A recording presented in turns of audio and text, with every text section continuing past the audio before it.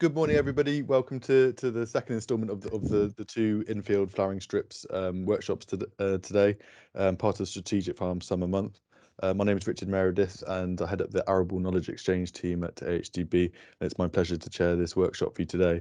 We're going to be joined today by Patrick Barker from the Strategic Farm East, Aoife O'Driscoll from NIAB, Mark Ramsden from ADAS, and Lorna Cole from SRUC. Obviously, Patrick's one of the strategic farm hosts, and the other three guys are the researchers that run the infield flowering strips trials on the farms. But my colleague Emily will cover that off in a minute. Just quick housekeeping is that while you're not speaking, if you're able to go on mute, obviously the speakers will be jumping around between each other. You'll see in a minute. We've got quite a lot of chopping and changing, so don't worry too much about them. But please feel free to ask any questions. There's two ways to do that: either on the meeting chat, and I'll keep an eye on that, and I'll stop anybody and ask a question as we go through, or at the end if you want to. And also you can raise your hand. There's a little button with a man with a smiley face and a hand next to it. If you click on that, then it alerts me, and I can give you the floor. We're aiming to finish the session by 12:30. There's a lot to get through, so we're going to go through it quite a high tempo. With that in mind, we are recording this session. I was just saying to the guys before you all joined, although these sessions are quite small here that we're doing in the kind of workshop environment, we then use them to go out and promote and use on our resources for AHDB. And to give you some context, our last kind of 4 months of webinars and workshops, we've had 19,000 views of people looking after. So that's how people really kind of pick these up. So it's not just you guys getting the benefit from this today. As ever, basis and the ROSO points are available. Christian, my colleague, will put the form in the chat, and where you send those to. If you put your name, your basis, and the ROSO number, and the postcode, that'd be fantastic. Thank you, Fiona. So the agenda, it's quite this agenda here on the screen makes it look a lot more simple than it probably is. It's a condensed version, but in a moment I'm going to hand it over to my colleague Emily Pope, who's a senior knowledge transfer manager at AHDB, and she's going to run through just an overview of all the trials on this topic that we're doing. And then we're going to go to Patrick Barker, who's going to give us kind of the farmers setting the scene of why is this something that he's doing on his farm, what are his drivers, and what has he learned so far. And then we're really going to get down into the nitty-gritty of kind of what we're measuring and why and how you measure. And we're going to go through various different monitoring and measuring methods, and then end a bit on a practical discussion on how does this all apply to you, how can all this apply to your business. It's going to be a very individual business by business basis, but just a bit of a kind of open chat with our entire panel, just about how you can take this information home. So without further ado, I'll pass over to Emily to give us an overview of the strategic farm trials. Thank you, Emily, and here you go. Thank you, Richard. If I can have the next slide, please, Fiona. So just a quick introduction to the strategic farm concept. This map shows you the range of host farms that AHDB work with on our knowledge exchange platforms. So we've got 25 host farms across the country, and 4 of those currently are our strategic farms. So the first strategic farm was launched with Patrick and Brian over in the east, and then the second farm was with Rob Fox near Leamington Spa, covering the west region. We've got David Aglin up in Scotland, and then the 4th and most recent addition to the programme is David Miller, who's covering the south of England.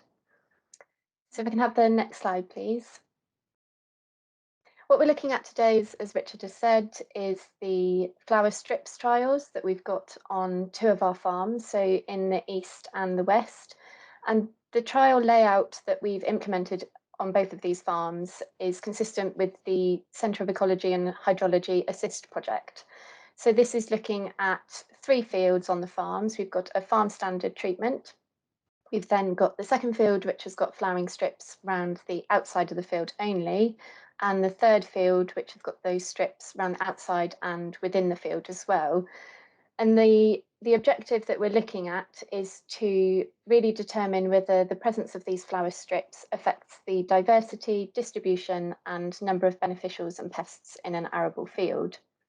So you can see here the image on the left. This was taken at Rob Fox's farm near Leamington Spa, and this is the trial field that's got the flowering strips around the outside and then within the crop as well. So you can see that he set himself a real challenge there. He's obviously got trees in that field, but you can see where those two infield strips are located. They're obviously not flowering in this picture, but the picture on the right, this was taken at Patrick and Brian's farm recently, and you can see how those strips are looking in the field. We've got a range of assessments that we're carrying out, and our researchers who are working at each of the sites can take us through those today. But if you just move to the next slide, please, Fiona. This just gives you an idea of that layout at the west and the east farms. And then the activity that we're working with David Aglin up in Scotland on the next slide, please. This is the first year of the Strategic Farm Programme, and the first year for all of our farms as part of it's a 6-year project that we run with them. So that first year is what we call a baselining year. So they might do a couple of trials, but the main focus for that first year is looking at the farmed environment, getting an understanding of what they're doing, almost drawing that line in the sand against which we can measure progress and performance over the 6 years of the project. So Fiona, my colleague, she manages the Scotland Strategic Farm from a technical perspective, and this is a map of the fields that we're currently looking at up at Balburney Estate, where we're doing the monitoring for the pests and natural enemies. And the benefit of the Strategic Farm Programme is really because we've got these multiple sites, we can make sure that we're looking at things consistently. So using the same trial designs, but also using the same metrics and monitoring so that we're building up that data set. We're looking at how these flowering strips are having an impact, not only on the individual farms, but also at different geographical locations. So it helps us get a better understanding of the impact they're having. So thank you, Richard. That's a quick summary for me, and I'll hand back over to you. Thanks, Emily, and I'll segue straight over into Patrick to explain why do you personally use infield flowering strips and what do you achieve with them? Thank you, Patrick. Thank you, Richard. Good morning, everybody. I think I'll just give you a quick overview. Hopefully, everyone has seen a lot of what we do and what we've been able to achieve in hosting the AHDB as our role as a strategic farm. But for people coming to this for the first time, we think we're a fairly typical East Anglian clay-based cereal growing farm with a fairly wide rotation growing winter wheat, spring barley, Herbage ryegrass, spring beans, spring linseed, not all in the same year. And this year oilseed rape as well. So it's usually a good mixture of those crops. What we're trying to do for the last 15, 16 years that Brian and I have been involved in this business is really integrate our farmland wildlife into the way we farm as well.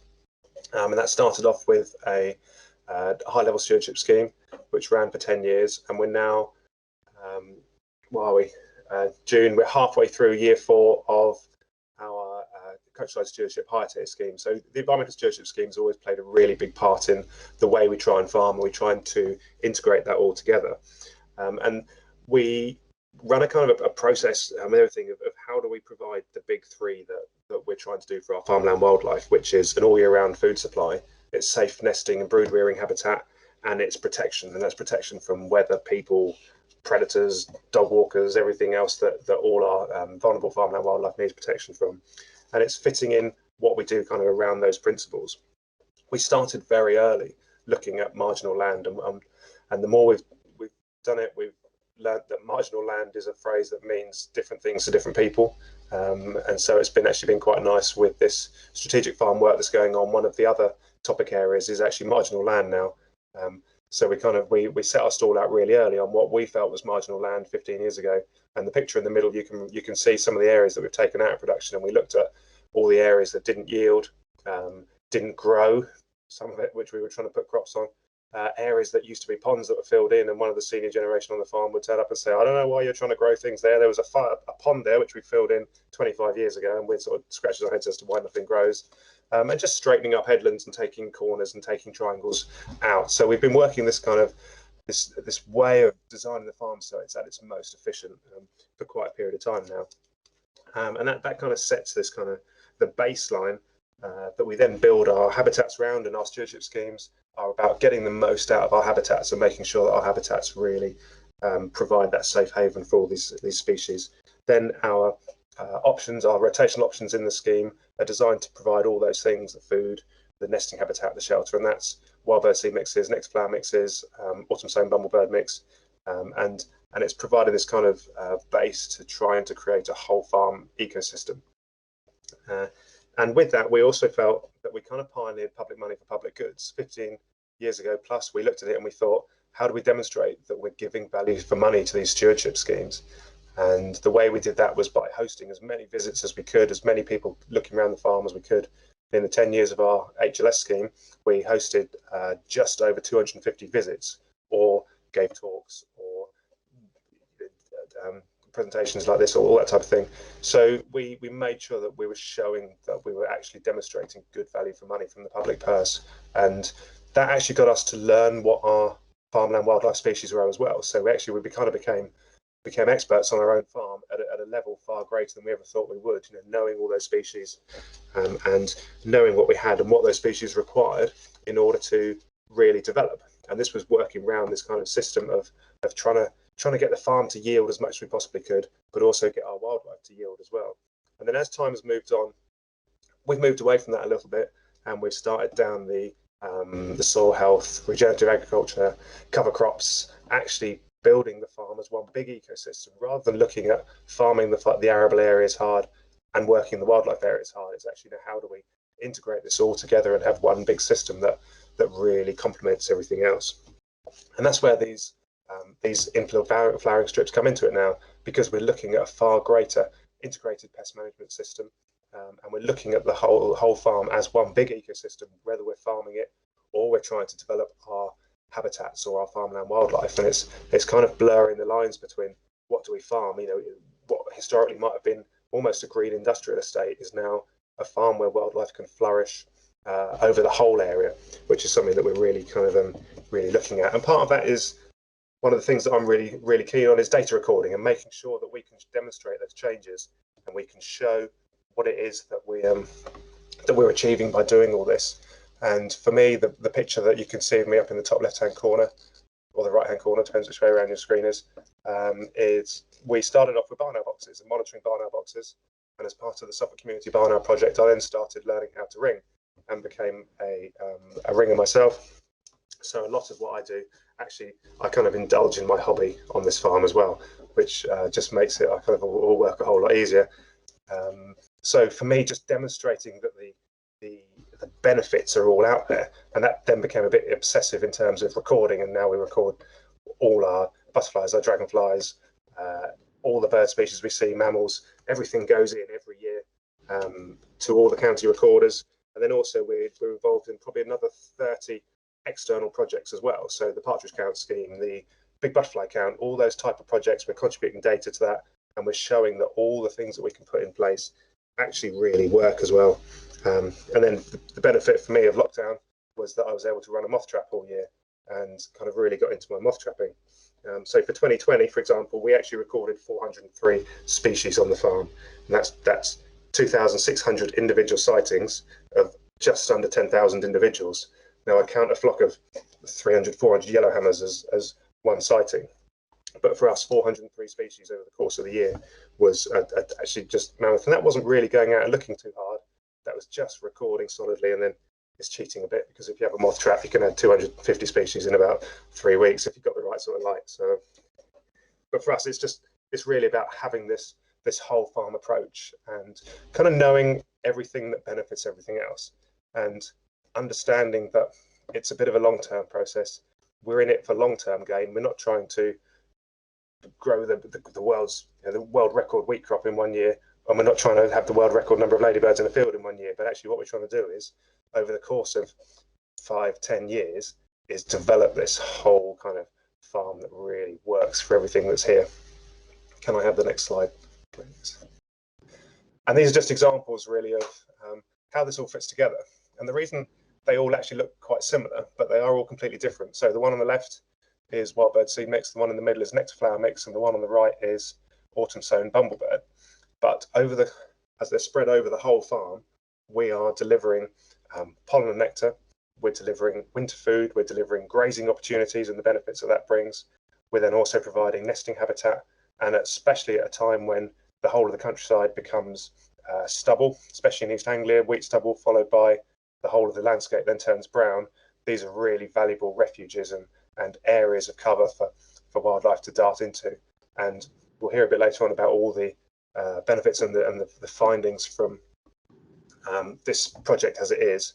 But for me, it's about that whole farm approach. I'm just as interested in what are we finding in these strips that actually these guys haven't targeted or aren't looking at. And for me, every time you walk in them, there's about 10 brown hares run out, and 3 roe deer get up and leap out, and all the different things that we know just fits into our farmed landscape. And for me, that's kind of why we do it. And it's making sure that we have a farm that is full of wildlife for everyone to see, for us, for now, and for the next generation. Fantastic. Thank you, Patrick. Excellent. That segues very nicely into when you mentioned there about kind of getting on the journey of data recording and demonstrating those changes. It segues nicely into Aoife and explaining what we're recording and measuring and why. And Celine, I have noticed your question, but I think we're about to answer it in the next kind of 10-15 minutes, and we haven't done it correctly. So here we go. Aoife, over to you. Thanks, Patrick. I was getting quite emotional there listening to you. It was very, very evocative talking about the strategic farm. So this bit is going to be very technical, and it's just talking about how what we're delivering and how we're doing it. So this first slide is just the map of 2 farms. So this is my site of the east and Mark's site in the west, and you can see we both got 3 fields. So we've got the farm standard where there's no flowering strip. We've got the, on the left, we've got on my site, the strip where there's just a flowering strip around the outside. And then we've got a field with a margin all the way through the center of the field. And you can see that we've put the lengths of all these sides that we're assessing on the map as well. And the length will be very important as we go through, because the length dictates where we put the traps. So yeah, these are just kind of just an example of where the margins are sited. If we can move to the next slide, please. Autumn and summer views. So we took on NIAB took on the site at the Barkers last July, August, and when we did our first set of recording back in the autumn, this is what one of the flowering strips typically looked like here on the left. So fairly well established in terms of green cover, and some flowers still kind of peeking through. And then as we went back a week later, we went last week, and you can see that it's moved into full flower, and it's been really like magical watching it progress throughout the year, and you get a real sense of ownership. It becomes your baby, watching it throughout the season and watching it grow. And you can see the first set of flowers kind of coming through now, the oxeye daisies. And as we progress through the season, more flowers will come in throughout the season, and that's really important with your margin, is, as Patrick said, having something that's continuously in flower throughout the season. And the top right-hand photo there, so again, one of the measurements we're using is looking at quadrats within the margins and looking at the species. And this is just an example of an above view from when you're looking down at the quadrat. And it was really prevalent, even though at first look you think, oh, it's just full of oxeye daisies or it's full of, sorrel. But when you look down into it and you get into what's in that quadrat, I think we were recording up to 35 different grass and floral species in there. So it was really diverse. And when you look down into the margin itself, the habitat down there is it's damp, it's cool, it's the perfect microclimate for insects to be living in. So from the outside, it looks really pretty, but also when you get down into it, it's just a fantastic habitat for wildlife to be living in. So yeah, they're the kind of autumn summer views of what we're seeing at the site. So if we can move on to the next slide, please. So in the grass and flower margins themselves, these are the species that we are looking at. And I think they're a mix of perennial species. And this is important from the point of view of the farmer researchers, because one of the things that farmers are concerned about sometimes is encroachment of the species of the margins into the crop itself. So the margins are sown with perennial species, so you wouldn't expect them to encroach into the crop, and we are assessing that. So when we went out last week to have a look at the margins and the crop, there was no encroachment at all, and there was no movement of any of these species into the crops. That was a really positive result, but you still have to do that research to kind of give confidence to the grower, and when he's establishing these margins, that he's not going to end up with a weed problem that's going to be difficult to control a couple of years down the line. And yeah, so it's a really diverse species range, and again, as Patrick talked about, having something that's constantly in flower, or something there for the different sorts of wildlife throughout the season. Next slide, please. Okay, so I said earlier about the length of each of the sides, and this is important in terms of positioning of the different traps. So what we've done is, for each of the 3 fields that we're using at Strategic Farm East, we've taken 2 sides of each of the fields. And so the left-hand side picture here, that field is about 340 meters wide and about 450 in length. And we have gone in with a handheld GPS, and we have GPS the locations in the field, so that when we go back each time, we're going back to the same point in the field to do our measurements with all the different trapping systems and measurements that we're taking, which we'll come on to further on. But in summary, what we've done is we've taken a 100-meter strip, measured it with the 100-meter tape, and we've got 3 traps. So at 25-meter points. So every 25 meters within that 100 meters, we've laid a trap of some sort. And our traps are placed at 1 meter from the margin edge, and also 100 meters into the margin edge. And we're trying to cover to look at a couple of different things here. So the movement of the insects from the margin into the crop, and also with the floral species, do you get movement of those floral species into the crop itself? So we're using the same points throughout the experiment, and hopefully across years, to give us better repeatability, and also better ease with collecting your traps, because often if you lay a pitfall trap in the center of a crop that's 4 or 5 foot high, it's quite difficult to find it. So having that GPS system makes it easier to find those traps when you're going back for them a week later. And yeah, so this is the one on the left is where we have the margin going down through the center of the crop, and the one on the right is just where we have them on both sides. And the one on the right is an example of a kind of a difficult field. So it's kind of oddly shaped. So it's quite difficult when you're laying your traps to get it exactly 100 meters and you're trying to position it, but it's just another example of things that can happen when you're laying your traps. Some fields aren't very square, or some fields aren't very rectangular, and it can be quite difficult to be accurate in your positioning if you're trying to achieve a 100 meter kind of width. But I mean, these can be 1 meter and also 50 meters. This is just what we've chosen to do with this experiment. You can do them at 1 meter, just 1 meters. You can do them within the margin, and yeah, that's just an example. And I think each of us are kind of using slightly different systems, but for us, we've gone with 1 meter and 100 meter. Yeah, cool. So coming on to the different trapping methods that we're using. So the pictures here are kind of examples of the whole way through the season. So on the left, we have our refuge traps, our slug and pitfall traps. So we started these back in October last year. So we laid our first slug traps at crop emergence. That would have been around, that was a slightly late drill crop, so that would have been October, early November time, when we had our first slug trappings. We also laid pitfall traps, so for ground-based insect predators. And then when we moved into the spring and summer, so now what we've been doing is sorting out how we're going to manage our water traps, and how we're going to place them in the field, how we're going to keep them from getting knocked off. We're also doing aphid counts on the tillers and on the heads themselves. Aphid bait cards, which I think we'll cover in more detail later on. So that's spring and summer. And then what we've also done is the solitary bee nests, which Lorna will talk about further on. These went in to the sites in April, and they will be coming out in August, where we will check if there's any solitary bees living in them. But we'll go through each of these trapping systems in more detail, why you use them, how long you leave them for, and what the purpose of each of these systems is there for. So next slide, please. Is that me done? I think. Is that it? Yeah. So I'll leave you to cover this, Richard. Excellent, thanks, Aoife.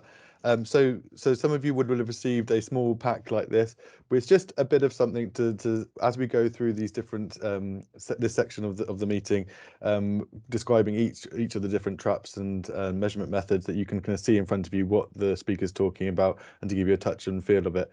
Anybody who joined in the last 2 days, you either will receive some today because I sent them yesterday, or after that. So it's just a little resource pack to get you on your way. We're not insinuating that this little pack will send you'll have everything ready to go for your own measuring system, but we just wanted you to be able to touch and feel and see what they're talking about. So I'm going to go straight into Mark, and we're going to cover off the water traps first. Mark, if I hand over to you. Yep. Thank you, Richard. So water traps are really useful, very simple tools for doing some monitoring, and basically they are what they sound like. They are a bucket of water, effectively, and you put them out in and around the crop, and insects fall into it and they can't get out, and then you can look and see what you've caught a week or two later. So they're really useful for monitoring flight-capable species. Which a lot are in and around arable crops. So they're often used for things like aphids, particularly where the winged aphids coming in to the crop, either in the autumn or moving around in the spring. They also can be quite useful for cabbage stem flea beetle, but also some beneficial insects as well. So hoverflies, ladybirds, lacewings, anything that can fly, really. Now, that said, if you put them down in amongst the canopy, whether that's in the crop or in the field margin, you're going to also collect things that are crawling up and around the plants. So they can also be useful for collecting things that aren't flying. So that can be the larvae of beneficial insects and aphids that are on the plants. So they are fairly adaptable to what you want to do with them. Like I say, you can put them in the crop or in the margins, and what you need to put in them is fill them about 2/3 to 3/4 full of water, and that should be saturated salt water. If anyone wants to know how to make that salt solution, then let me know, and I'll send you the very complicated recipe of how much salt to put in. You can use other things as well. The purpose of the salt is to preserve what falls in, kill it and preserve it, so that you don't end up with one insect falling in and eating everything else before it dies, and you don't end up with everything going rather stinky and moldy in there. You also need to add a drop of detergent, and that's really important because what it does is it breaks the surface tension of the water. Otherwise, when the insect lands in, they can stay at the surface, get to the edge and crawl out again. So if you put the detergent in, breaks that surface tension, it means that when the insect goes in, it'll fall in, and you'll make sure you collect it. You can leave these for during the summer, a week or so is fine. You can leave them a bit longer in early spring if you want to monitor then, but no longer than a couple of weeks, really. The best time to use them is May to July. That's when you get the peak of most insects moving around, so that's when they're most useful. And in terms of processing, they're fairly straightforward. You just need to make sure if there's anything that's fallen in, any leaves or anything, do check, because insects will stick to them. So just check them before you take them out. And then it's best to sieve it using a good old-fashioned tea strainer or just kitchen sink sieve. Just to get rid of most of the water, and then just tap the contents of the sieve onto a white tray or a bit of paper or something to have a look at what you've caught. Obviously, if you want to find out exactly what species are in there, you're going to need a microscope. But a lot of these things, you should be able to at least get them down to it's an aphid or it's a fly. Sorry, can I go back to the other slide for a second? So you should be able to do a lot of it by eye, at least to the group that it is. I just wanted to comment. So in the photos there on the right hand side, you can see that that's a yellow water trap, and that's actually images from some work we're doing as part of an AHDB BYDV project, where they're assessing the use of water traps to to look at when aphids are coming into the crop. And you can see they've caught some hoverfly in there as well. But in the packs you've been sent out, you'll have received a large transparent bucket. And that's what we're using in the strategic farm monitoring. Now, the reason for that is that the yellow traps are much more attractive to a lot of the insects. Basically, it looks like a massive flower, so they go for it. So you'll get higher numbers of things dropping into the water trap, so you'll catch more.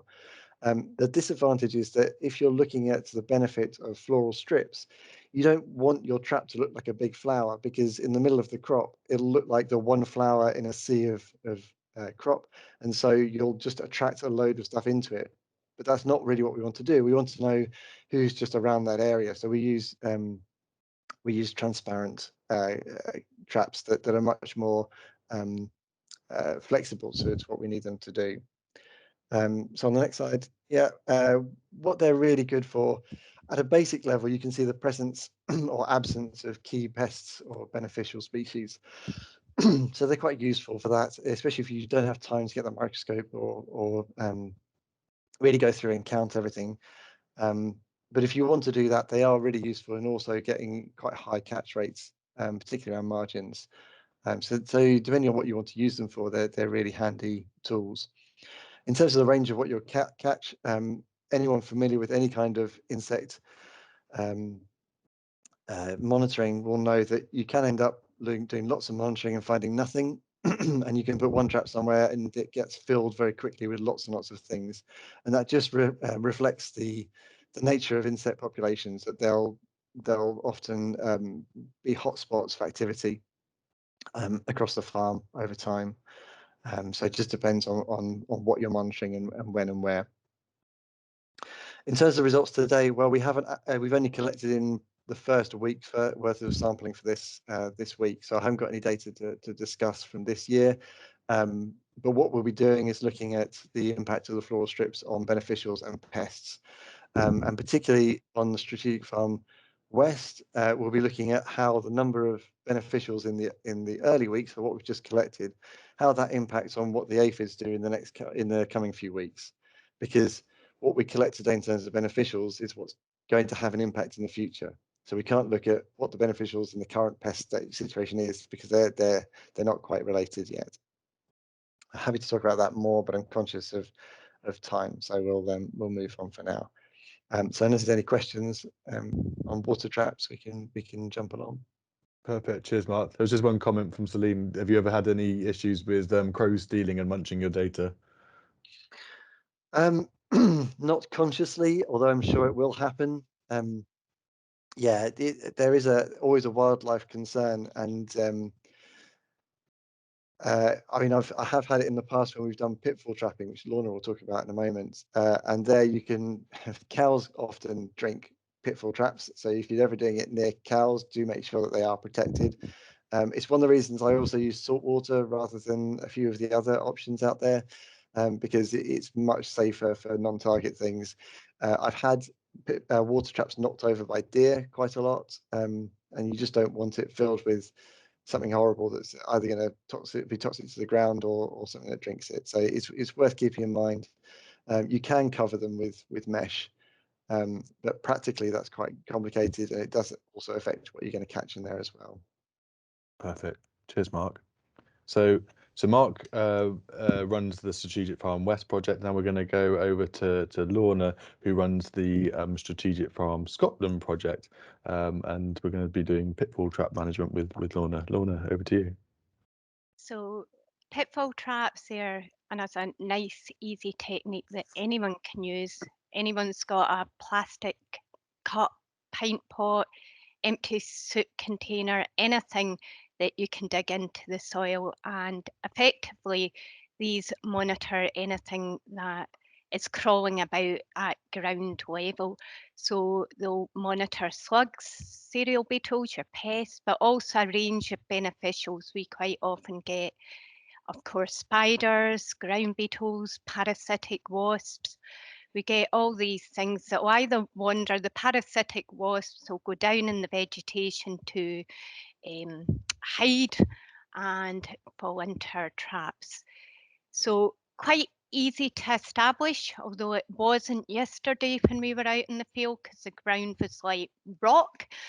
But you're digging a hole and putting the plastic cup level with the ground. And a little tip, so it helps in processing. You want to avoid soil getting into the cup. So if you actually put 2 cups, pack it tight around, you can then lift the top cup off, and that keeps the sample nice and clean. We put a little mesh on top. Now that's to stop small mammals entering into the trap. For some reason, shrews, voles, they seem to want to go in these traps, which isn't great. So we put a little mesh over it and secure it. So that's just chicken mesh with a bit of fencing wire that we bend in a staple shape. At the minute, at the strategic farm in Scotland, we are placing these traps in the field margin and 10 metres into the field in some of our fields and the field centre. You can establish them anytime, but I would say May is quite an important time, especially in the field margin. It's when your beneficials are emerging from hibernation, overwintering, and July as well is when you've got your kind of peak problems for pests. So another time they're quite important. We leave them typically for 3 to 5 days. It's a nice time frame because it means you're catching too dense. And processing is very similar to what Mark said. You might want to wash them using a little tea strainer, which are getting more difficult to purchase, I've noticed, and count the different types of insects.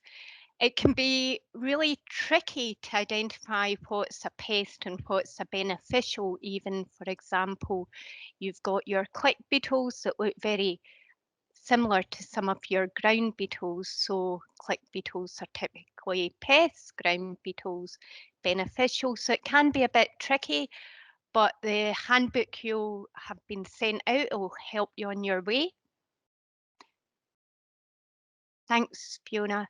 Information, well, in May, I think here you get a really good information on how good a quality your field margin is as an overwintering habitat.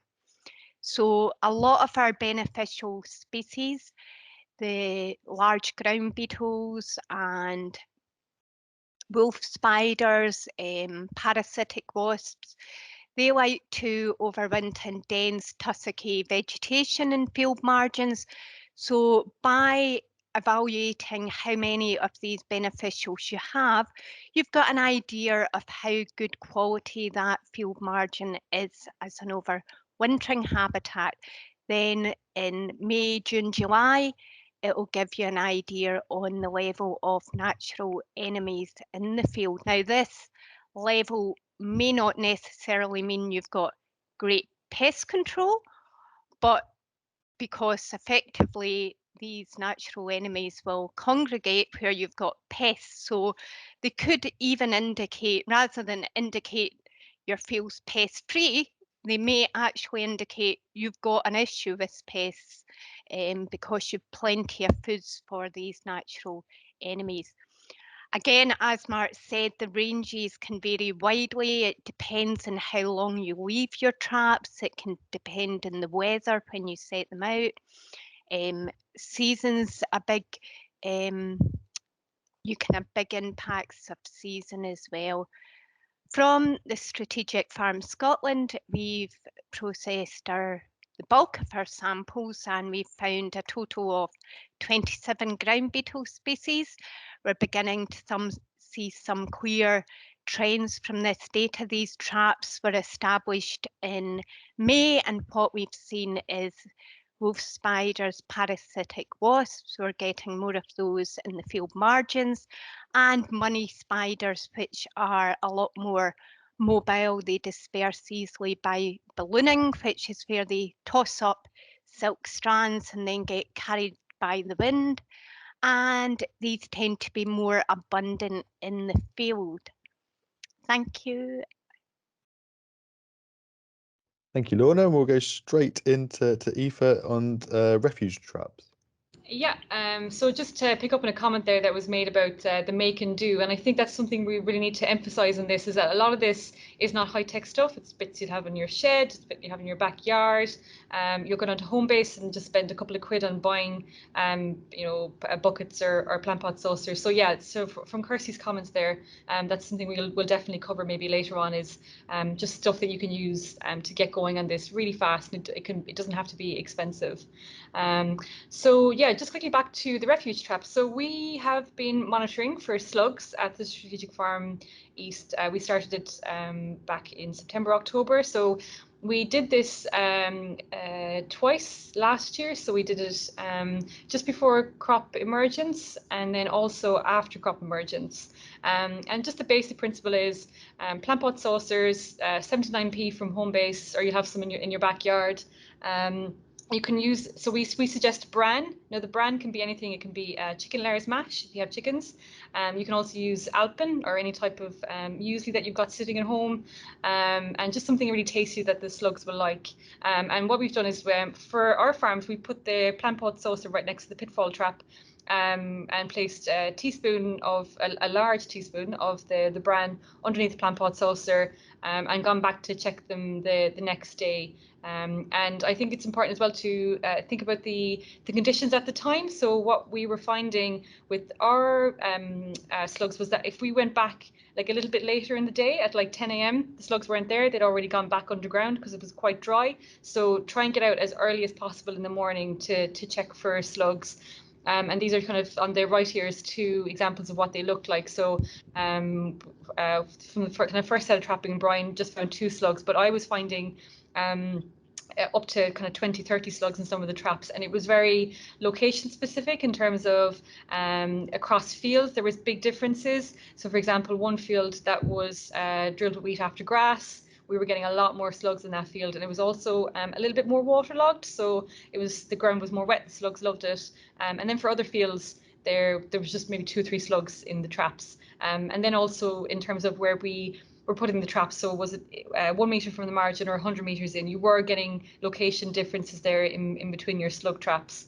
And yeah, and then so the threshold for slugs, they say, is you should treat when you find 5 slugs per trap. And yeah, but that information is available on the AHDB website about slug thresholds. And yeah, the other important point is to put a stone on top of the trap, because they will blow away if you're in a windy location. And yeah, I think that's kind of it to do with the refuge traps. Perfect. Thank you, Aoife. I love that you know that they're 79p from Homebase. Yeah, I went and bought like 70 of them, so I know the price. Other DIY stores are available as well. Mark, we'll go straight to you for sticky trap management. Thank you. Cheers, Richard. So sticky traps, I suspect you're familiar with them. They're a really useful tool for collecting, crawling and flying insects. Again, there's a color issue, so mostly they are yellow because you're trying to attract things to them, because these are often used for quite specific target pests. They can be placed vertically in the crop or flat on the ground, depending on what you're trying to catch. And some of them are for use within a particular trap and with particular pheromone lures, so that you can monitor the arrival. So things like the orange weak blossom midge pheromone traps are really handy for seeing when the males are arriving in the crop. And then there's associated thresholds you can use to make a decision on that. Obviously, when you use them, will depend on what you're trying to monitor. So if you want to look at BYDV vectors, then October, December sort of time is when you want to put them out. If you're looking at orange weak blossom midge, then it's May to June. But you can use them for looking at other things as well. They will catch quite a lot of stuff on there, and then you just count how many are on the trap. You can run it quite a long way around. The tents, that's the orange weak blossom midge pheromone trap. So there's actually a little lure in there that's giving off a scent that attracts the male orange wheat blossom midge into it. So it's a really good system, that.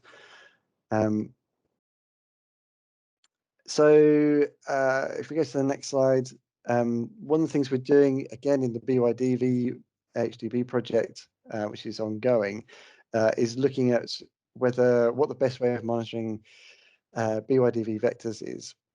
So how can you, what's the best way of monitoring for aphids turning up in the crop? So we're doing some comparative work looking at water traps versus sticky traps, and also looking at the data in the Rothamsted suction traps, and trying to work out the best way of monitoring. Now, I don't have results of that yet because it's an ongoing project, but as part of that, in just response to one of the comments in the chat, as part of that, we are quantifying how long it takes to do some of these assessments. So we will have some data on that as well coming out in the next year or so.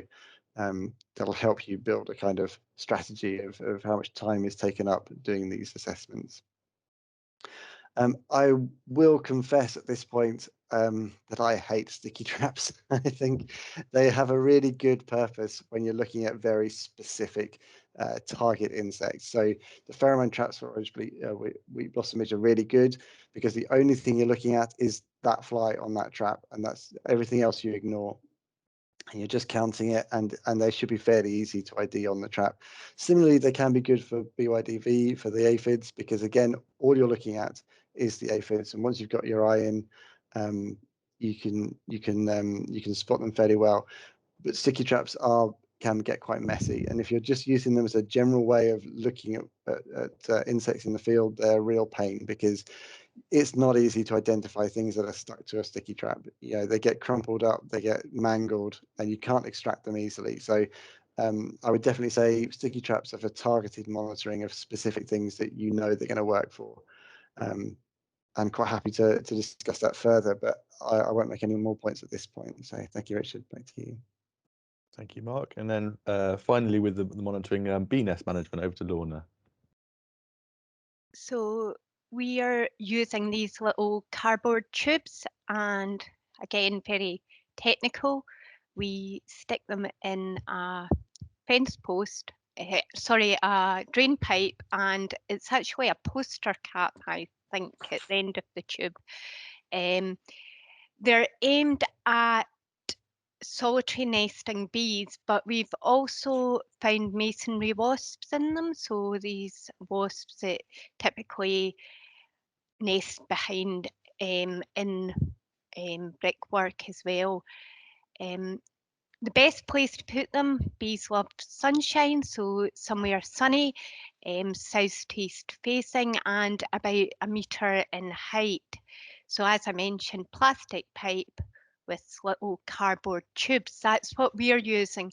We're using these because you can then extract the tubes and actually count and rear the solitary bees that you're getting, so you can then identify them to species level. That might be a bit above and beyond what you're after, so there's the potential to simply drill holes in a straining post. You don't want too dense colonies because that can increase parasites. Again, with the cardboard tubes, they're good because you can swap them round and make sure there's no parasites carried over between years. Solitary bees are early emerging, so they'll emerge April time, slightly earlier in England, so establish them mid-March, and you can collect them in July, August time, or if you don't want to collect them in, you can simply count the number of tubes capped, and that gives you a rough guideline. The benefit of this method, as opposed to just simply counting bumblebees in a wild flower strip, is that bumblebees, well, all bees will move around depending where the forage is. So if you count bumblebees in a wild flower strip, you're not actually getting any information on the breeding success or the density, because the bees are redistributing themselves based on the resources. So, for example, if I was to bring a lavender could you go back, Fiona? Sorry. If I was to bring a lavender pot in my garden and put it out, within a few hours, I might see 10 bees on it. That doesn't mean that lavender plant's actually enhanced the bee population. It's just simply moved them from another location. These cavity nesting bees, by counting the mud caps, you're actually getting an estimation of breeding success, so population change. So that's why we've decided to focus on this method. Thank you, Fiona. So as I mentioned, we are getting information in the bee breeding success, and because solitary bees, they have quite a low dispersal typically. They're quite small, dispersal maybe 300 to 500 metres, that if you get bees breeding, it indicates there's early season forage. So that could be willow trees, it could be even oilseed rape. So it's important to consider that these flowering crops are also beneficial to pollinators. It's really, what we get is really a bit hit and miss. You could get anything between 0 to all the tubes filled. We've no results from the strategic farm. Well, that's a little bit of a lie. I got a very exciting photo from David Aglin that showed little muddy caps and Castle Park field. So that was really exciting. It means that they are actually using the nests. But from previous work we did in the AHDB Monitor Farm Preston Hall in Midlothian, we established 10 nests in that farm and 10 nests in an adjacent farm.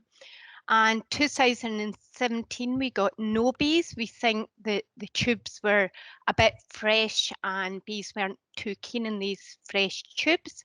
2018, we got 3 locations with red mason bees. 2019, we got 4 locations. But in the same time, we established 20 nests in Aberdeen and we drew a blank in all nests there. So I think there's a northernly extreme. The species that we tend to get nesting with is the red mason bee, and when we were up in the Aberdeenshire, that's the north, you know, it's just beyond this species current range. Thank you, Fiona. Excellent. Thank you, Lorna. And Patrick, I'm going to kind of draw you back into the conversation now a bit more about kind of where did we locate these fields, and obviously I put up a map here of the 3 fields that they're located with you, and Fiona, if you could move on to the next slide. Patrick, when you kind of started on this journey and started looking at this and in this kind of to this level of detail, what kind of considerations went through your mind and where you locate them? I think this is slightly different to actually if we were trying to do it in a real life context. Yeah, this was actually where can we put a study that will really give us proper results. So we went for 2 areas which could be directly comparable, and another field that was fairly similar. I think if we're looking at it in a sort of a whole farm, a real farm context, there's a whole lot of other considerations that we're kind of going to bear in mind. And one of them is actually, why are we doing this? You know, why are we actually doing this? And when I was thinking about it, I started jotting down kind of a few ideas and ended up with about a page of notes. So I won't kind of hit you with the detail that my brain went off in. But actually, we're looking at a world where there may not be insecticides in the future, and really we don't want to be using them anyway. So how does this fit in with our kind of our whole farming plan? And we're starting to think now, you know, the best way to kill an insect is with another insect. So what we need to be doing is we need all our flowering areas to be near the right habitat. You know, we need all those natural habitats. We need those natural nest sites. So we're looking at, you know, are these better along hedges or might they be better along woodland if we're looking at, you know, specific species that benefit from that. Clearly, the idea of a wildflower strip that goes around the edge of a field and through the middle, it kind of needs to be in the right crop for what we're looking at, and it needs to be the right sort of shape, size field, which have been, they could be quite limiting factors in some places. If you look at some of the fields just on that map, some of those may not lend themselves to this, because actually all this has to be really practically farmable as well. Because at the moment we're not in a position where we can say to people, we're going to go out there and change the world. And the whole point of what we're trying to do is demonstrate that we can do this in a normal setting, and we keep the farming element as simple as possible. But actually by doing that, we make it as efficient as possible as well, and we make our farm better for every reason that we're doing this. The other thing, what I'd really like to be able to do is look at how we actually incorporate grazing into these as well. We're looking at the whole regenerative system, and actually for me, bringing sheep in to graze a lot of different areas is really important. And can we kind of work a way that we can move sheep around the whole farm over, maybe stretch it out over the whole autumn and winter, if that was something that really worked for us as well. And clearly the money side of it is important as well. We're looking at it always from we've gone from yield to margins, hopefully, and that's the direction that we're trying to head in. So actually, the margin is that much more important than actually what our total yield is, or our total amount of grain in the shed, which is what we always used to hang our hat on and go and tell everyone what we've got. We've got 3,500 tons of wheat in the shed this year. That's more than last year. And actually now it's, what, we're going to make more money because we're going to sell it better, and we've spent a whole lot less on all our inputs. So kind of working out where these might fit in the future in terms of whether it's private money or public money, whether it's funded by ELMS, whether it's something that we can work together with neighbouring farmers on a landscape scale collaboration project, and we can all really go and highlight the benefits and show the benefits of the whole system, and then say to someone, this is what we think we should be paid, this is what we should be taking to deliver all these benefits, and it makes our business stronger as well. So it's a kind of long-winded answer to your question, but there's a lot of considerations, I think, and it's finding that balance between everything and making sure it all fits together for the right reasons. Perfect. Thank you, Patrick. Lorna, if I come to you there, are there any kind of top tips from your? I don't ask. Patrick spoke a lot of sense. I don't ask you to repeat what he said already. But are there any kind of top tips that you have for anybody looking to use these strips, and what to think about and where? Oh, I think you're on mute.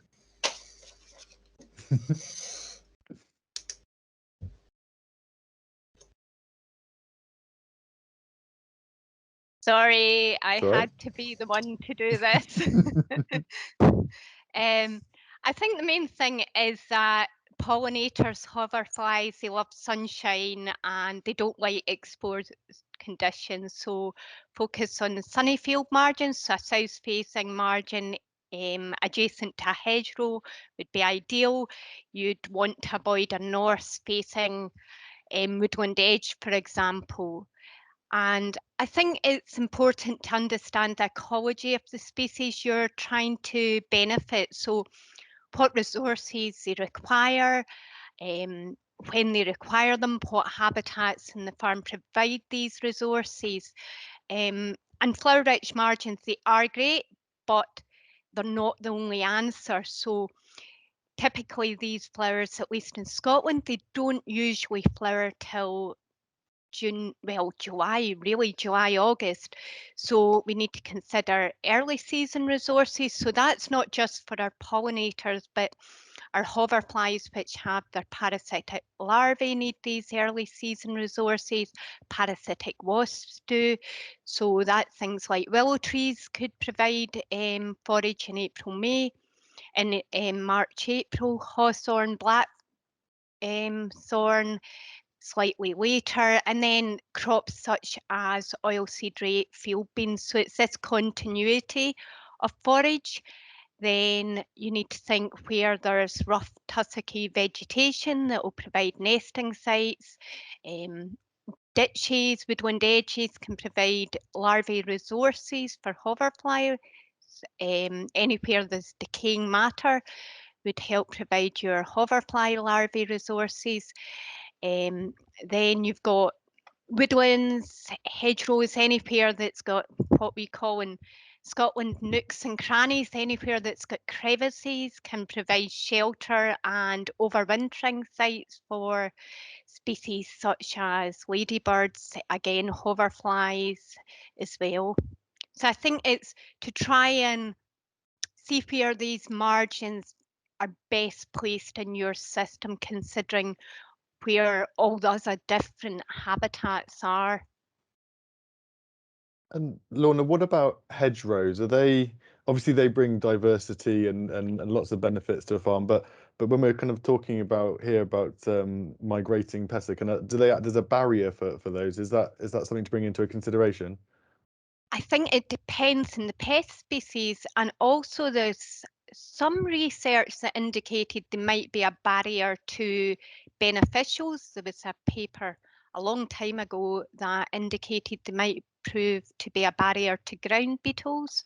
So there is potential, but I think the benefits outweigh any cost with respect to them providing a barrier to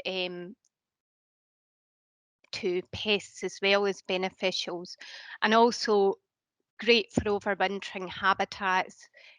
Species such as butterflies will overwinter in hedgerows as well. Perfect, thank you. Patrick, how on your farm, how do you incorporate with the hedgerows and kind of there's all the kind of complications of using them as turning headlands as well and kind of causing compaction. What's your kind of philosophy with your hedgerow management? The hedgerow management is something that we have a few battles on. We're not always in agreement on this farm, but we always push for variety. I always think we're pushing our hedgerows to be our #1 habitat. If you took the whole area of what we have 48 kilometres of hedgerow on a 500 hectare farm.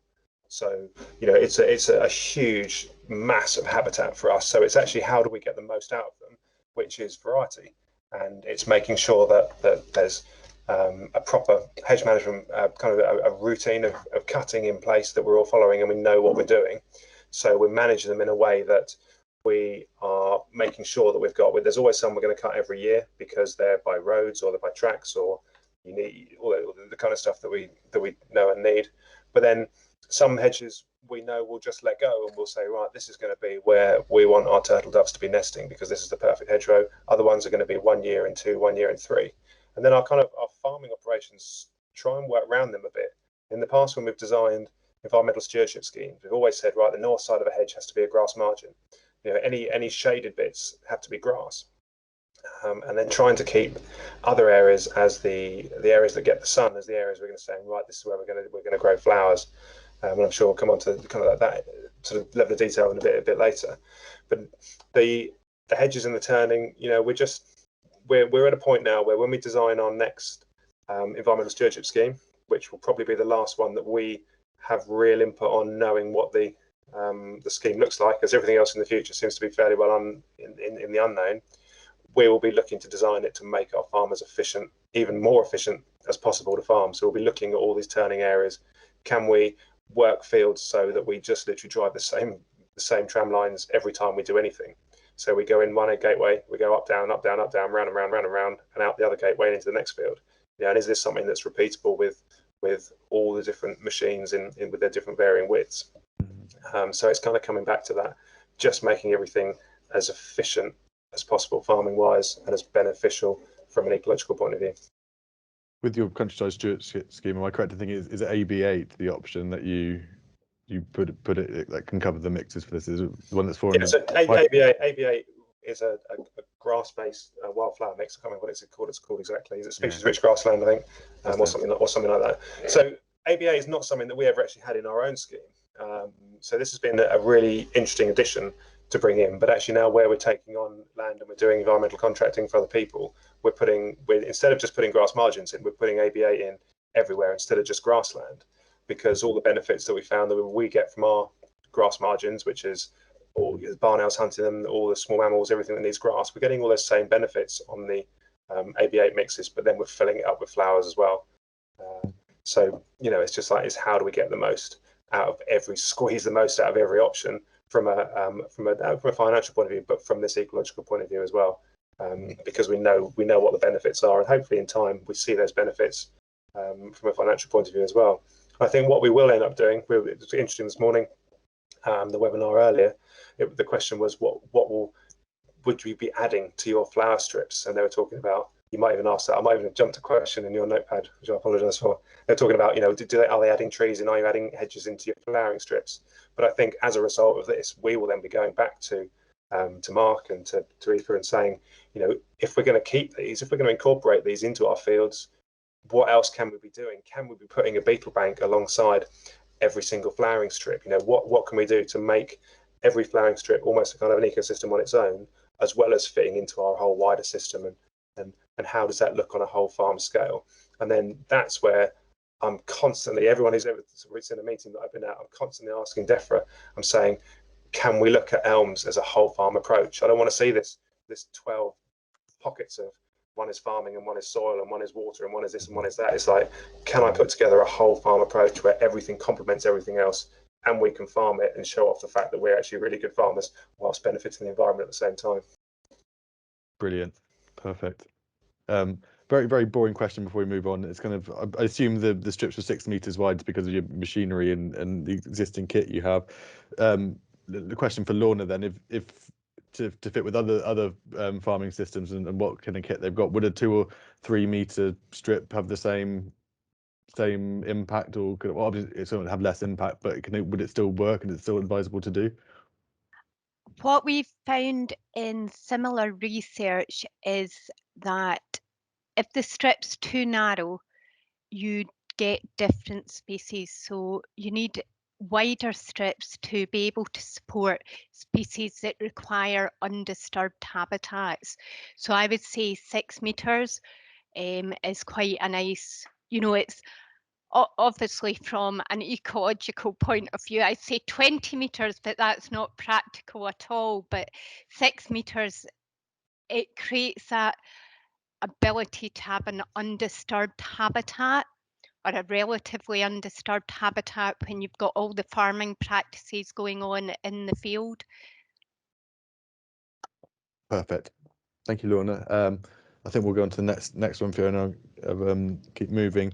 And I think we're going to come over to you now, Mark, and really kind of focus on the species selection and what considerations that kind of growers and land managers can use there. Are you okay if I hand over to you just to give a bit of background of what your kind of summary of that kind of thought process is?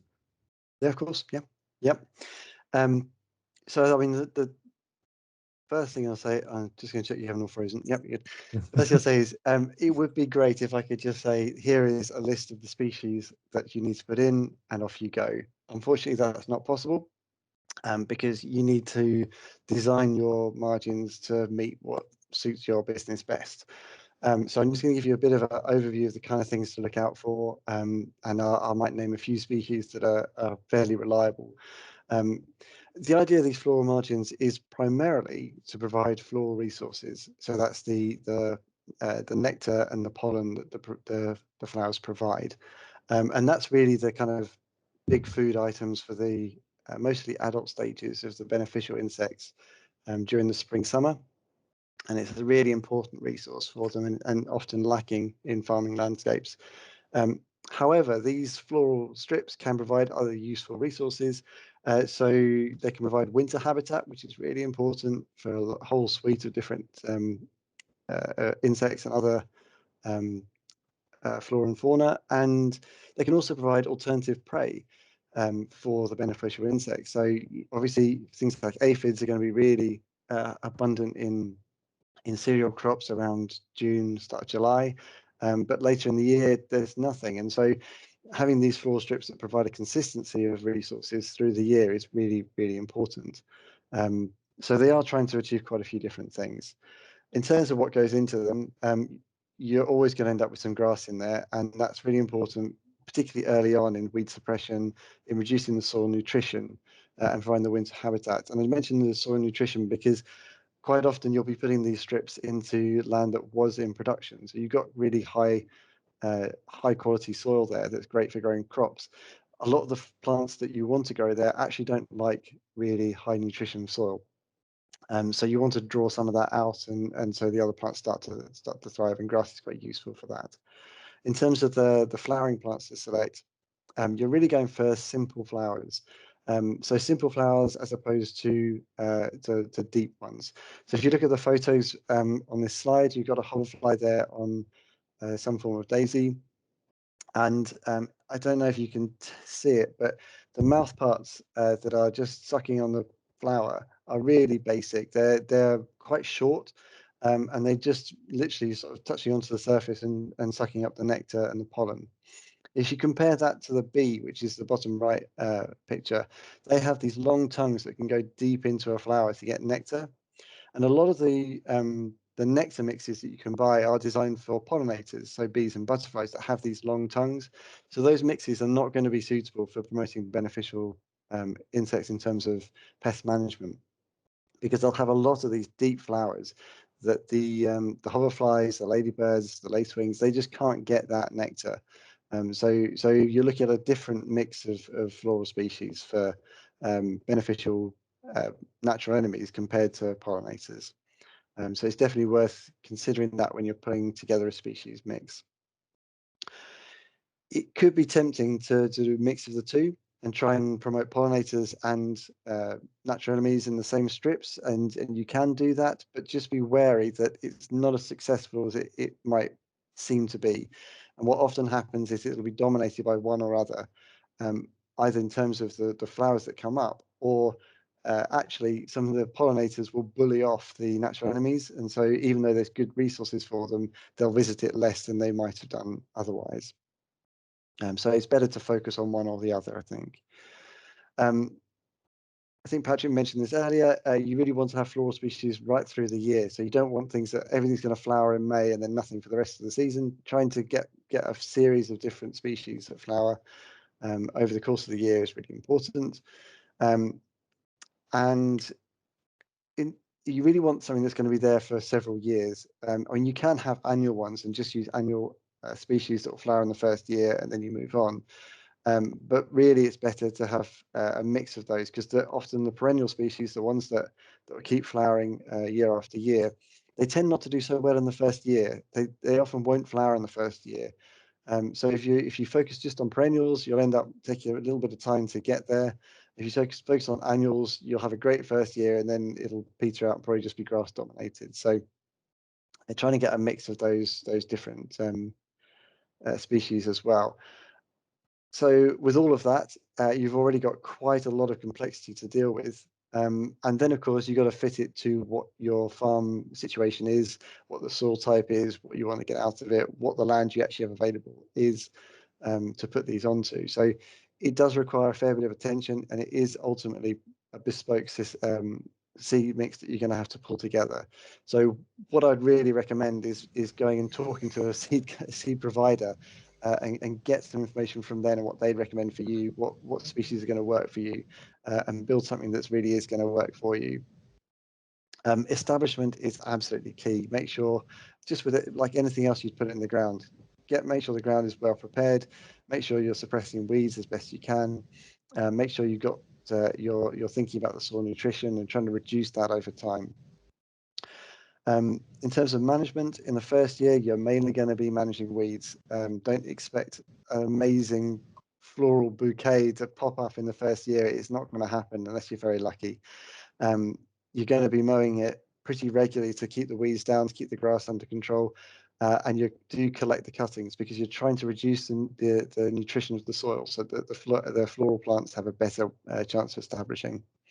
Once you've got it going, then you can go to later cuts in the summer. So July, August is the best time to cut after most of the flowering has happened, and do dry it in place and then remove it once it's dry. And that means that the seeds are going to disperse back into the margin before you take it away. But you take it away so you're not building the nutrient back up in the soil. And do just manage expectations. Like I say, there's a lot of establishment effort that goes into these strips. Weeds are always going to be a problem because they're just sat in the soil waiting for that chance to pop up. So year one is going to be trying to manage that so that the plants you've put in have a chance to really establish and get away. Do expect the composition to change year on year because different plants will come through. And do remember that if you've got a low population of beneficial species to start with, it will take time. It will take years for that to build up and really start to pay dividends in terms of crop protection. It's not going to be an overnight thing. It's not going to be all solved next year. It is going to take a while to establish, and there is a learning curve associated with getting this right. So do bear that in mind as you start to put this into your farm. I don't know if there's any questions or comments from the others, or from anyone else. I've got a question, Mark. If you're farming quite heavy land, what's your kind of, would changing your species, or would you up the seed rate? What's your kind of thoughts there? I know the one, the strategic farm West, Rob's on really kind of heavy clay there, was on heavy clay, he's moved on now. What are your thoughts and kind of how to approach that? I'm not gonna name any particular species because we'll just go down a rabbit hole, I think. But the key is just to look at the species that you want to put in and just check with their suitability on different soil types. On the whole, seed providers will be able to guide you on that.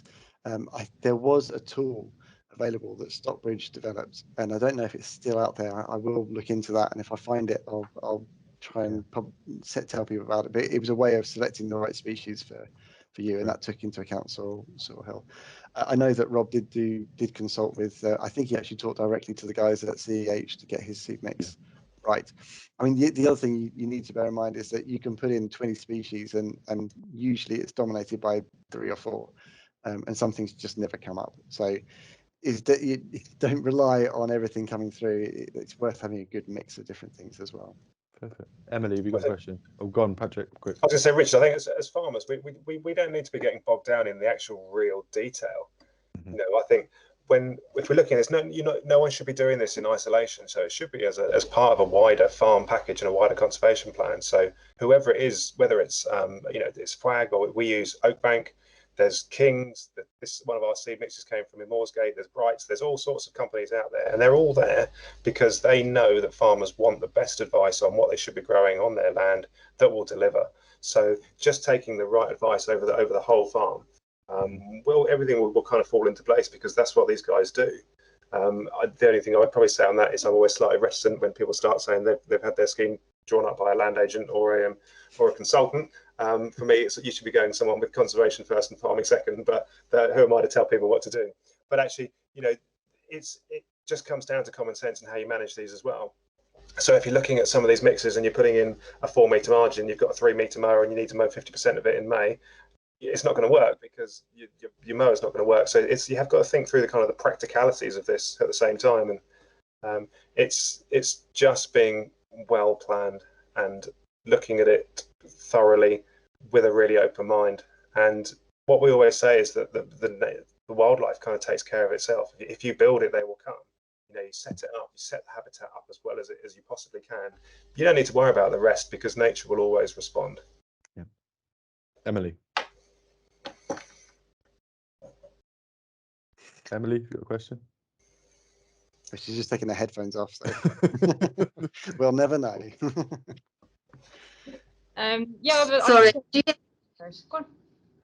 Go on. Sorry. It was a question for Patrick actually, because I've heard the story about what you guys did with the village green in terms of the meadow that you established on the farm, and I always found it a really interesting story. So I wonder if you could share it with the group. Yeah, and we sat down with Mark when we were designing this trial, and that would have been our preference for what we're doing here, but we didn't feel the timescales were right. So what we did with that is when we designed our very first environmental stewardship scheme, our high level stewardship scheme, which was about 2006, we looked at a field. I don't know. Can we go back a couple of slides on the map? The map one. I'm not sure. It might be on that. There it is. So this stop. That one there. The long thin section at the bottom was farmed up until 2007, and it's got a footpath on both sides. It's got telegraph poles in the middle. It's got our main watercourse running exactly where the black line runs at about sort of 7 o'clock on the. If you're looking at it on a clock face, that is the main watercourse that runs through our whole farm. So it was a field that was being pushed really hard, but it was so small. It was I think I can't remember what size it is. It's no more than about 6-7 acres, and it was just one of these things. We said, look, why are we farming this? It's just we're spending an awful lot of time. The sprayer goes up once, shuts off booms, backward and forward. We're probably chucking fertilizer in the watercourse. It's just everything about this is wrong. So it came out of wheat in 2007, and we said, right, what can we do with this? What does this farm lack, and what do we really want? It was like, what we need is a wildflower meadow. How are we going to make it? So we then looked at research, pulling the ground up and planting bag mixes and all this type of thing. And then we went to a farm walk at Helmingham Hall, where they'd established wildflower meadows using green hay. So we looked at how they'd done that, and the Suffolk Wildlife Trust volunteers had all gone out, and I think they'd like scythed their wildflower meadows and pitchforked it all onto a trailer, and then gone out to Helmingham and spread it all out with forks, and all had a lovely time doing it. We thought, well, this is a concept that I can really see working, but there's none of us going out in forks. We're 2000s millennial farmers. We don't use manual tools. Can we do this mechanically?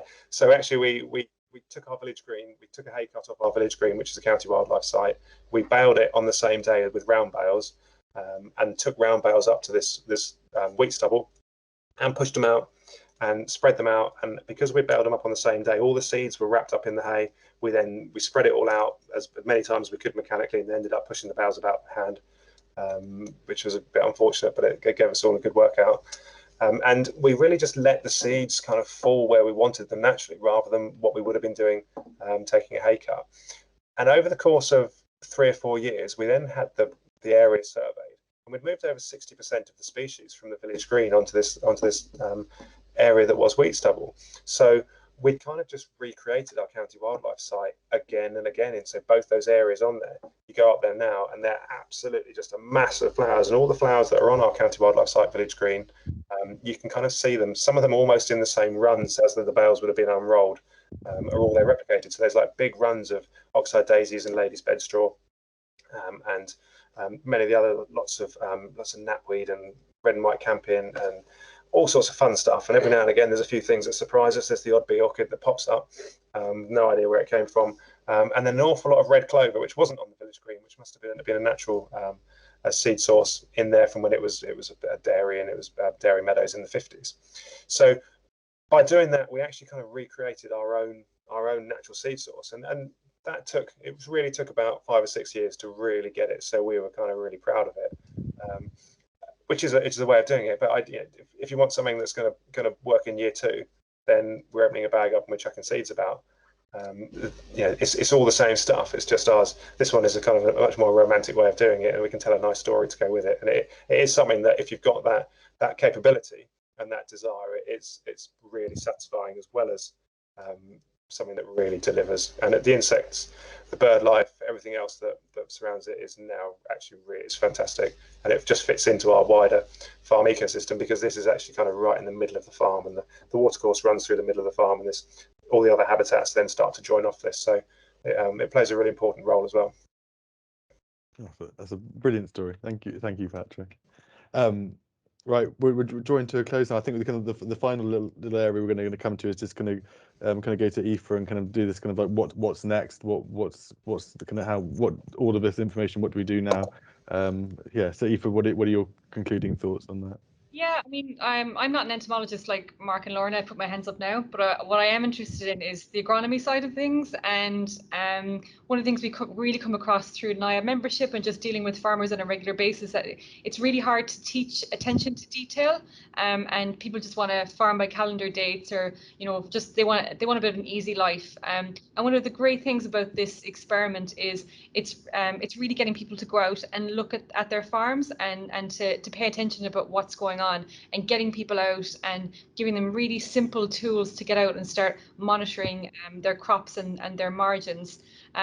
So that's kind of one of the main things that I've really enjoyed working with Patrick on, is he's so passionate. And it's been really nice to meet both him and Brian, and meet two people who really care about what's going on in their farm, and they're a model pair for encouraging people to get out and to look what's going on. But in terms of the data from the strategic farms, so I guess it's kind of what's going to happen with Barkers, and where we think this is going to progress. And I suppose that's a discussion from me and Patrick, really, is where we see this going forward. So I've spent a lot of time out with Patrick and Brian out of the farm, and kind of discussing the the pluses and negatives of some of these margins. So one of the problems that Brian has and both Patrick have discovered this year is thistles, and thistle management in the margins has been a real issue for the site this year, and maybe it's something that Patrick can talk about. But we need to talk about the real life issues of managing some of these margins and how we overcome them. And it's maybe something we can discuss at a later date is the agronomy of these margins and how when it's all right when things go well, but what happens when it goes wrong? And it's something we should definitely address. Costs, definitely, yeah. So the cost of these mixes is something that we should definitely be talking about going forwards, and the costs and benefits from a financial point of view, but from an ecological point of view. And yeah, just the point as well about the monitoring, improving decision making, and it's something we're really trying to get across to people this year, is just to get people out and start looking at their crops and looking at what's going on in them and looking for spiders, looking for aphids, just looking at stuff. And it's moving away from farming by calendar date and farming from what your agronomist tells you to actually farming to what's going on your farm at that time. And it's if there's one thing that comes out of this project is getting that across to growers. Anything you want to add, Patrick, or Lorna, or Mark? No, I think the thistles is a fairly natural year 2 type of problem. Yeah. In year 1, you kind of manage really hard with a mower, and it sounds quite a drastic thing. It's just, we're putting down these flower strips. Oh, what are you doing now? I'm going to mow it. And then once you kind of got it to a point where you think, you know what, actually, they're starting to come now. Let's leave them. That's when the thistles start coming. And that's where it's really important just to know what all the tools in your armory are. Yeah. We've got an AB8 mix on one of the neighbouring farms that we actually weed wiped, and just took all the thistles out, and it's fantastic. One of the flowering strips that we've looked at here, I spent probably 2 or 3 hours twice walking it with a spade. It was actually really quite therapeutic. I quite enjoyed it, just banging the spade through thistle roots. And that's not to say that we're not trying to get rid of every thistle. We just kind of want a real variety. And I think what we need to remember is that everything is benefiting from this, but we want to make sure we're hitting everything on that whole spectrum. And for me, it's always remembering that if you're a grey partridge chick that hatches out on about the 25th of June and you're sitting about 1.5 inches tall, you need a kind of a wave of insects that are at your level that you can reach, as well as being a flower that a solitary bee is coming in and feeding. So it's kind of just like, how do we keep that whole balance in there? But it's really exciting, and I think when we start looking at how do we redesign our next stewardship scheme, which takes us through into elms, hopefully, we may well even say, Aoife, come and sit down with us. Tell us what we've learned. Tell us what we've all learned from this, and how do we apply this in a real, way to making this farm actually even better. And that's kind of what we strive to do. Definitely, and like there are skeptics out there of this. We have to acknowledge that there are people out there who think, what's the point of flowering strips? Or there's different people on the spectrum. So people who are kind of very, very hesitant to take this on, people who want to take it on but aren't sure where to start, and then people like Patrick and Brian who are really into this and really engage with all the stakeholders across it. So it's trying to get everyone on board and to make them to engage with this is a really important outcome, I think, of this project. Yeah, all the good work can be undone really quickly as well. Mm-hmm. It only takes someone on the other side of the hedge who bangs out a pyrethroid or insecticide of some sort and undoes an awful lot of good work in one hit. So we're going through a period of massive change as well. We know that in farming. We know what's coming. It's how do we prepare ourselves for that rather than having to react to actually what could be a problem in the future. And we know there's people out there who don't agree with this, don't think this will work, feel that the future is going to be we're going to just apply more and more and more. It's more fertilizer and it's more chemicals, and we're going to make up our financial deficit from losing a subsidy by actually growing more. And for me, that's the most dangerous mindset anyone can have, because that it just doesn't work. It doesn't stack up.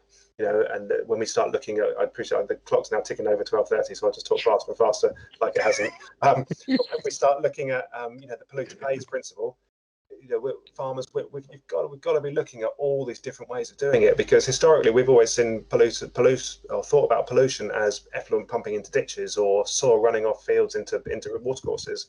Yeah. But actually pollution now is considered as what comes out of a blue bag or a spray can as well. And for me, this is the only way forward. You don't know. I'm not suggesting people go in it as hard and as mad as we have done, but actually finding that balance between what works and what is going to work in the future is what's most important for everyone. Yeah, Perfect. there's a lot of patience as well, doesn't it? And just you know, we're so used to quick wins, getting something sprayed on, it's done, and this requires a lot of patience and seeing the big picture, and that can be quite difficult to do sometimes. And but yeah, at least we have people like you and Brian and the other strategic farm hosts to really drive that home, and just to be able to see the big picture over the long term. So, yeah, our high-level stewardship scheme was targeting grey partridges, and it wasn't until the first year we were out of it which we actually started seeing the real benefits.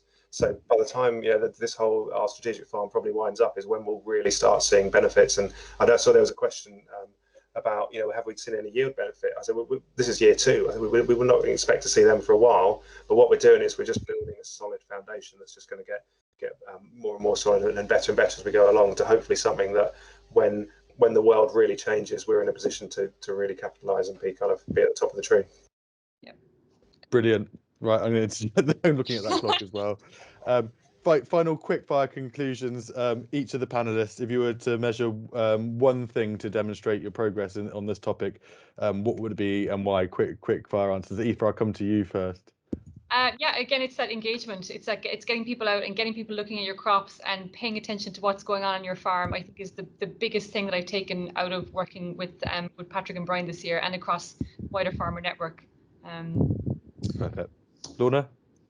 I think it's just learning from us as people, learning from the farmers, learning from us as researchers. It's just fabulous to just build knowledge based on us as people's knowledge, what they are trialing and what works, what doesn't work. Brilliant. Mark? I just building on what the others have said, it's just great that we can start to do all this and it's gathering momentum. I'd say that the real key thing is that Patrick and Brian have done is having a clear idea of what they want to achieve and then working towards it, but keeping the flexibility, because it's a hard topic, but it's clearly achievable. So yeah, have a plan and adapt to change. Perfect. Patrick, I think you just answered that question in your closing part, unless you've got anything to add. I have. I've always got something to add. For me, it's changing what our definition of good is. And good is not a barn full of wheat that's been grown with chucking bags and bags of fertilizer on, or it's the neatly mowed lines up and down the edge of the drive where everyone can go, oh, that grass looks nice. It's making the definition of good being it's profitable, it's a good margin, it's crops that actually have insects flying all the way through them, and it's a farm that's absolutely full of wildlife. So it's the next generation of what good is what people should be thinking about, as far as I can see. Brilliant. Thank you to all of you. That's been a fantastic session. I haven't had so much fun talking about insects on a Friday morning ever. I can say that hand on heart. So I really we do it all the time, Richard. I think we're all going to leave with like happy hearts after this meeting and feel all warm and fuzzy. On that note, I'm going to leave you all feeling warm and fuzzy. I just thank you all of you for just throwing yourselves into that, and it's going to really just going to flow nicely and fantastically. And thank you for all working together behind the scenes to bring it together. It wasn't just going to turn up on the day.